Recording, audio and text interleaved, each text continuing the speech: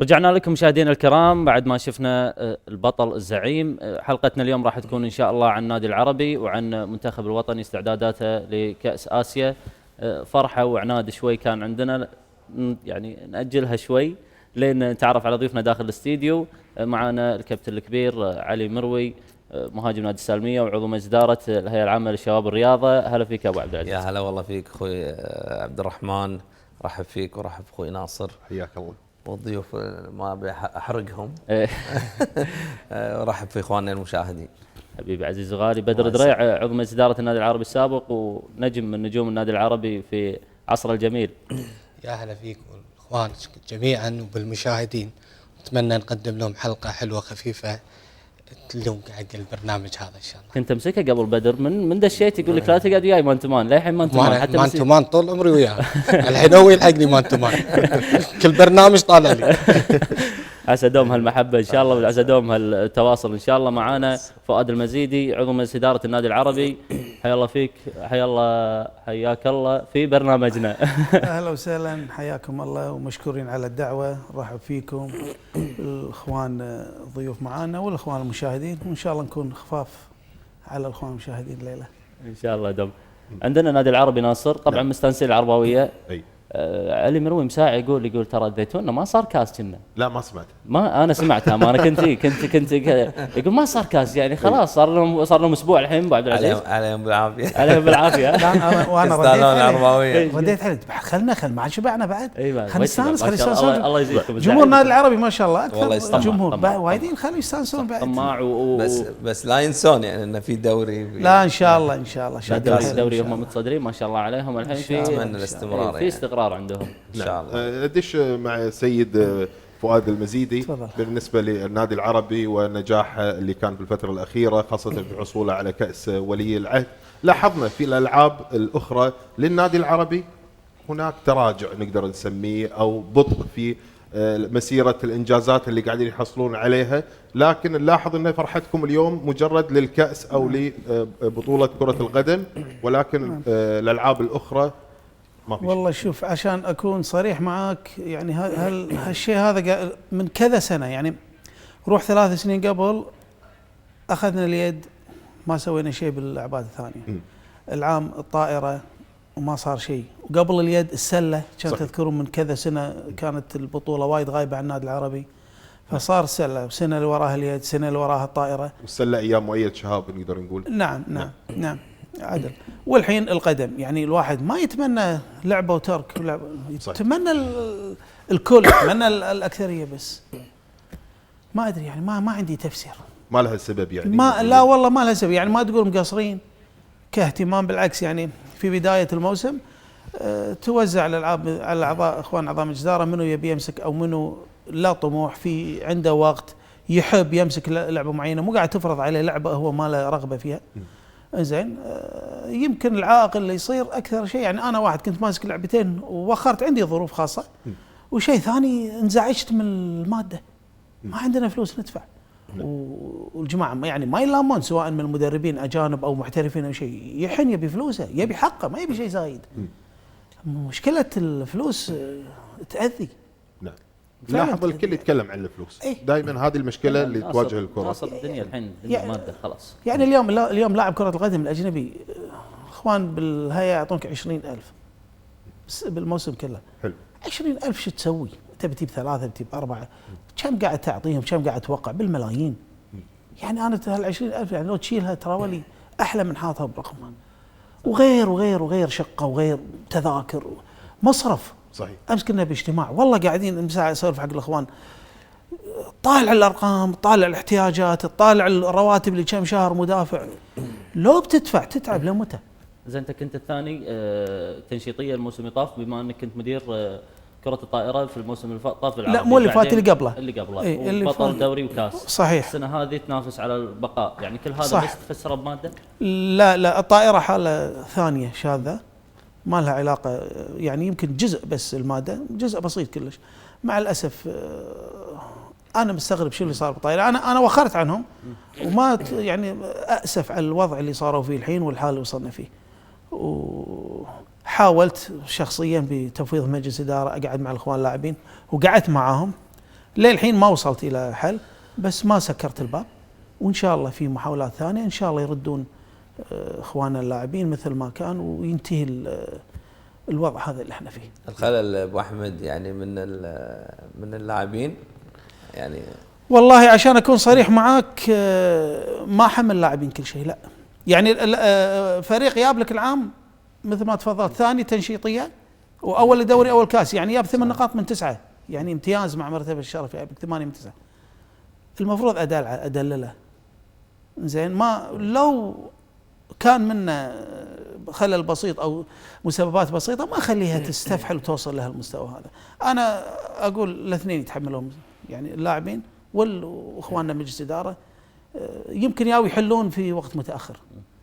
فان شاء الله ان شاء الله يا رب، انا قاعد احاول مع كذا شخصيه من اللي ينمون على اللاعبين، ان شاء الله نحل الموضوع هالايام اللي جايه. نعم. اتمنى. خل اروح لسيد بدر دريع. يمكن احنا عارفين ان انت لليوم قاعد تتدرب مع فريق الطائره وتمارس تدريبات مع فريق الطائره بالنادي العربي، استغربت من هالشيء ومن هالمعلومه ولا؟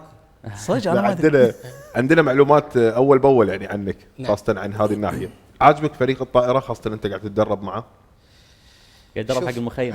قبل لا اتطرق حق فريق الطائره، انا اول شيء يعني ابي اتكلم عن سياسه الاداره بالالعاب. حلو.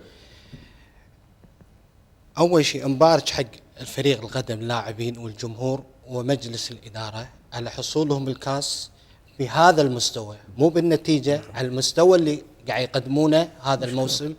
وهذا مو شيء غريب على لاعبين العربي. وانا اقول العام العربي بطل كاس ولي العهد، مو بس هالسنه، العام هو بطل كاس ولي العهد.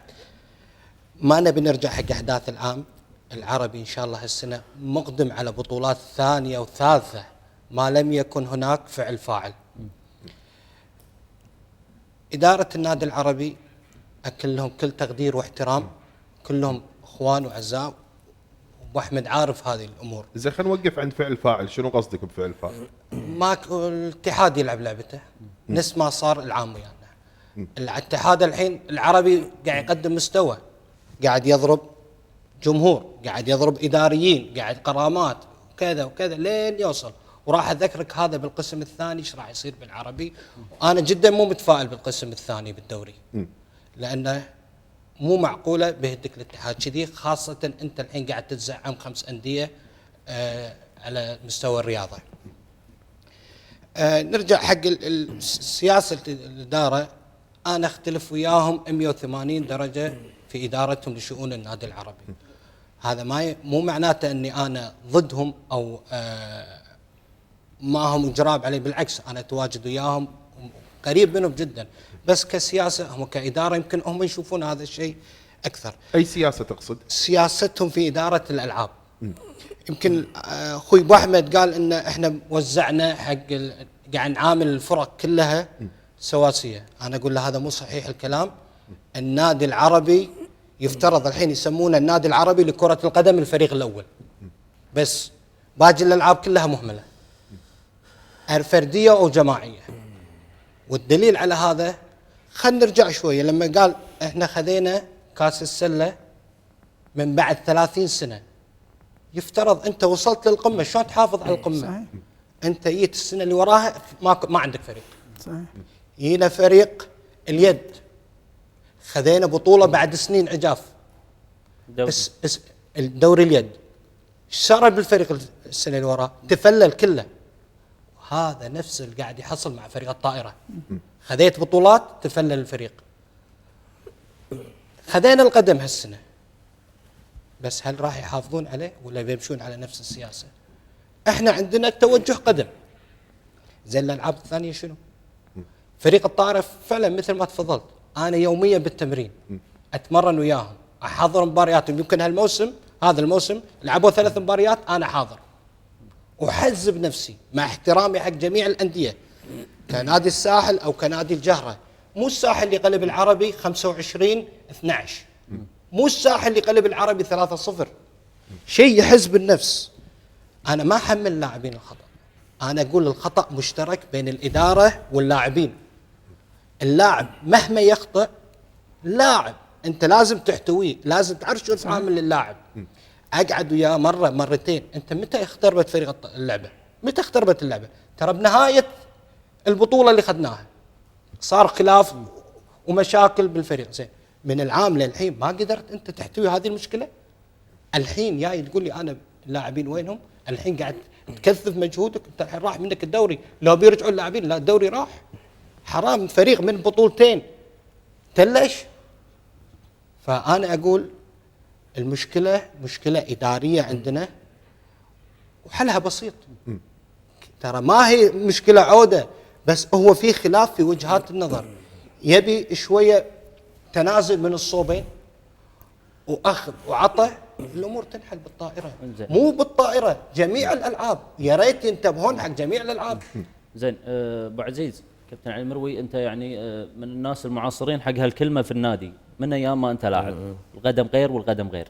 صحيح. الحين قاعد نلاحظ ان كابتن بدر دريع توجه الى موضوع الاداره في يعني محافظته على فريق القدم.